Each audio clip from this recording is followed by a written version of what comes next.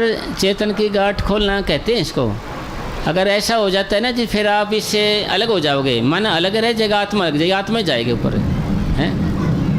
तो प्रेम में चिंता कर रहे हैं, कदे गोला गाला तो नहीं गिरते यार कोई न कोई क्यों जी क्यों जी?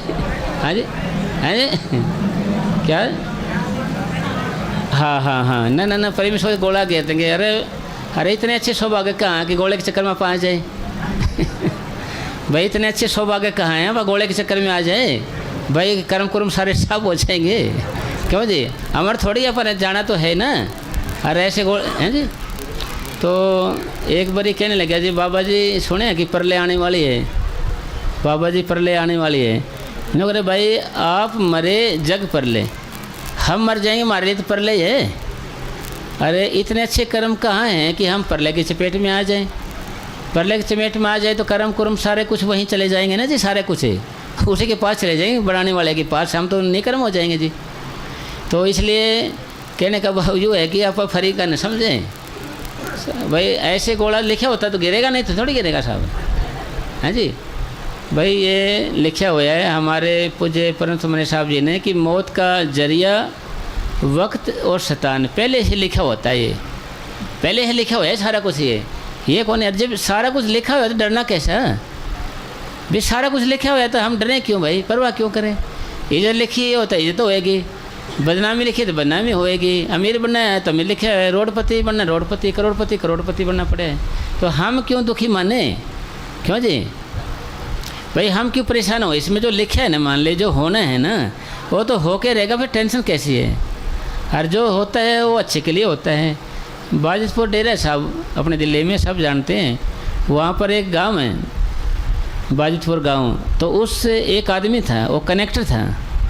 तो उसके बारे में आकाशवाणी थी कि भाई ये आदमी बस के नीचे, मतलब बस के नीचे होके मरेगा, ये बस के नीचे आके मरेगा ये। तो वो क्या करता बेचारा, वो मेन रोड से बजाय सीधा सीधा आ जाता, पैदल पैदल आ जाता, डेरे में होते हुए ऐसे जाता, कहीं बस के नीचे ना आ जाऊँ, कहीं बस के नीचे था कनेक्टर, वो बस में रहता था सारा दिन। तो यानी जैसे बात चल पड़ी ना गोले की, भाई दिमाग में डर बने रहते ना जी हमारे। भाई जो लिखा वो तो होके रहेगा नहीं, उन्हें कौन मिट सकता है?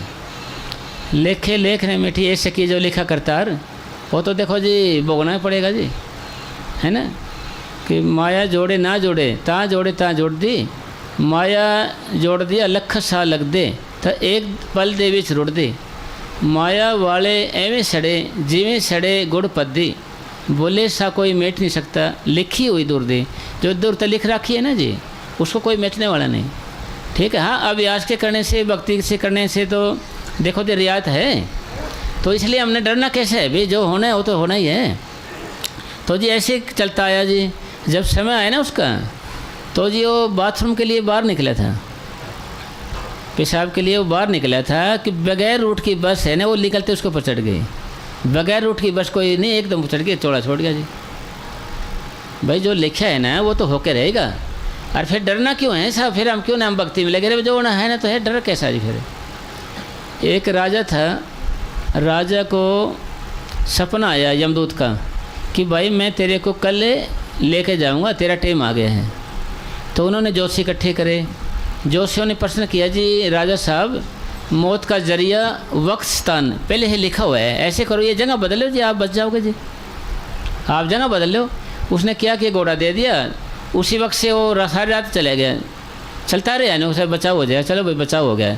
देखा जो सोचा भाई चलो ऊँचा टिब्बा आ गया, इसके ऊपर चढ़ के यहीं आराम करेंगे। सारी रात गई, अब तो गया भाई, गया काम से। यमदूत कहाँ आएगा यहाँ पर? देखा तो वो यमदूत वहीं खड़ा साहब, ऊपर चढ़ कर देखा ना वहीं खड़ा वो। उन्हें प्रश्न किया जी आप यहाँ? हाँ जी मैं यहाँ जी, कोई शक नहीं। तो फिर प्रश्न किया यमदूत से, भाई मौत का जरिया वक्त स्थान निश्चित है? हाँ जी है, यस है जी, कोई दुराई नहीं इसके अंदर है, ये तो पक्का है, ये तो मौत का जरिया वक्त स्थान निश्चित है। नूर यही आपकी जगह है जहाँ आपकी मौत होगी, यही जगह थी वो, इसलिए मैंने पहले आपको दर्शन दिया सपने में, भाई तू ये जगह छोड़ दे। तो जी उसका वहाँ चौड़ा छूट गया। तो जब सारा कुछ लिखा है, मान ले सारा कुछ है, तो टेंशन कैसी बात की है?